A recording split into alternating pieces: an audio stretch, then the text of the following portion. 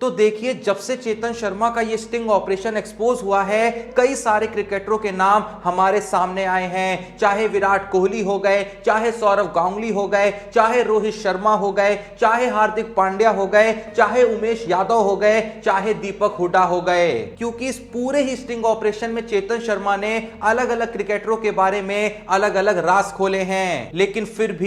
भी एक ऐसा क्रिकेटर है जिसका नाम इस पूरे ही स्टिंग ऑपरेशन में कहीं भी नहीं लिया गया, पर उसके बावजूद भी दुनिया इस वक्त उसका नाम ले रही है, और वो नाम है महेंद्र सिंह धोनी। अगर आपने भी उस स्टिंग ऑपरेशन की पूरी वीडियो देखी होगी तो आपने भी ये नोटिस करा होगा कि पूरी ही वीडियो में एक पल के लिए भी चेतन शर्मा ने महेंद्र सिंह धोनी का नाम कहीं भी नहीं लिया। और यहीं पे सबसे बड़ा सवाल उठता है कि आखिर जब धोनी के नाम का जिक्र कहीं हुआ ही नहीं तो दुनिया उनके नाम का जिक्र क्यों कर रही है। देखो, पहली तो यहां पे जग जाहिर बात है कि धोनी के जाने के बाद से जब भी कुछ इंडियन टीम में ऊपर नीचे होता है, जब भी इंडियन टीम में कुछ उथल पुथल होता है, तो पूरा ही देश बस एक ही नाम ले रहा होता है, MS धोनी का। तो इसी स्टिंग ऑपरेशन के दौरान जब चेतन शर्मा कह रहे होते हैं कि विराट कोहली और रोहित शर्मा के बीच कोई बैटल तो नहीं है, लेकिन दोनों के ही टीम में अपने अलग अलग ग्रुप्स हैं, अपने अलग अलग गुट हैं, और इसी के साथ वो ये भी बताते हैं कि किस तरीके से टीम के अंदर पॉलिटिक्स होती है,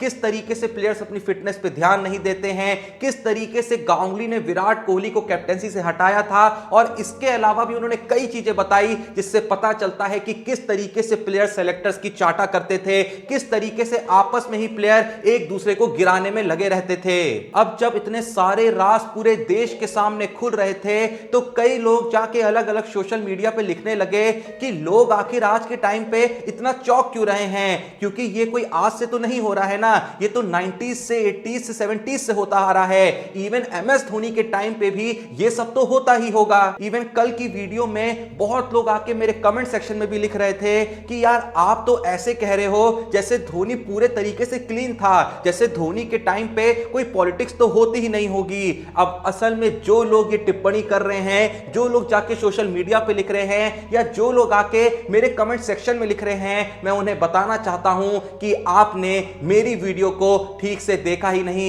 मैंने उसमें कई बार ऐसा बोला कि पॉलिटिक्स होती है, होती थी और होती रहेगी, इसमें कोई भी ऐसी चौंकाने वाली बात नहीं है। और मैंने यह भी कहा कि पॉलिटिक्स भी तब तक अच्छी लगती है जब तक आपके देश की इज्जत को नुकसान ना हो रहा हो। और जैसा मैंने कहा कि मैं मानता हूं कि MS धोनी के टाइम पे भी पॉलिटिक्स होती होगी। मैं मानता हूं कि महेंद्र सिंह धोनी भी किसी ना किसी प्लेयर को ज्यादा फेवर करते होंगे किसी और प्लेयर के मुकाबले, क्योंकि चाहे आप सिर्फ बोलने के लिए कितना भी बोल लो, अगर आप 10 लोगों के बीच हो, अगर आप 20 लोगों के बीच हो, इवन अगर आप 5 लोगों के बीच भी हो, उसमें कोई ना कोई ऐसा इंसान जरूर होगा जो आपको ज्यादा पसंद करता होगा, और आप भी जिसको औरों के मुकाबले ज्यादा पसंद करते होंगे। लेकिन अब मेरा एक बहुत ही छोटा सा सवाल है। यह सवाल है उन लोगों से जो लगातार बस इस बात को बोले जा रहे हैं कि MS धोनी भी कोई क्लीन आदमी नहीं था। और वो सवाल मेरा यह है कि MS धोनी ने चलो पॉलिटिक्स करी तो करी, लेकिन उस पॉलिटिक्स से हमें मिला क्या? हमें मिला रोहित शर्मा, हमें मिला विराट कोहली, हमें मिला सुरेश रैना, हमें मिला अश्विन, हमें मिला जडेजा, और इसके अलावा ऐसे कई प्लेयर्स मिले जो उसी पॉलिटिक्स से निकल के आए हैं। मैं तो फिर धन्यवाद देता हूं धोनी का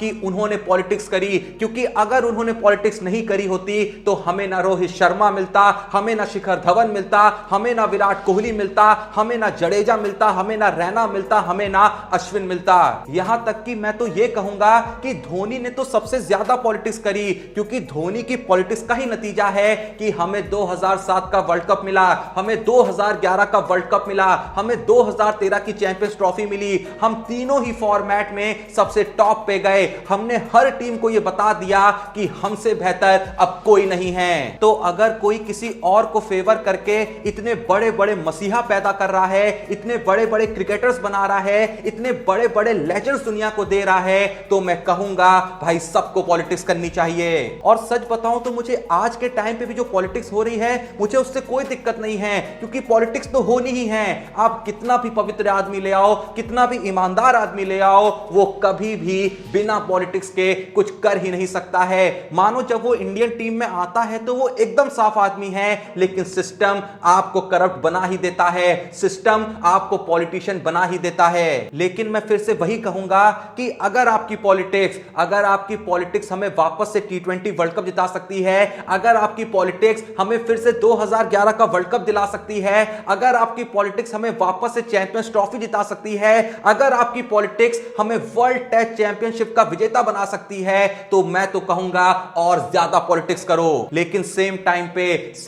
पे अगर आपकी पॉलिटिक्स की वजह से ये जो धोनी के बाद से लगातार वर्ल्ड कप का सूखा चल रहा है हमारे देश में, ये आगे भी चलता रहता है, तो आप असल में एक गंदी पॉलिटिक्स नहीं बल्कि एक नीच लेवल की घटिया पॉलिटिक्स कर रहे हो। क्योंकि देखो भाई, बहुत ही सिंपल सा फॉर्मूला है कि अगर किसी इंसान को किसी स्टेट का चीफ मिनिस्टर बनना है तो जाहिर सी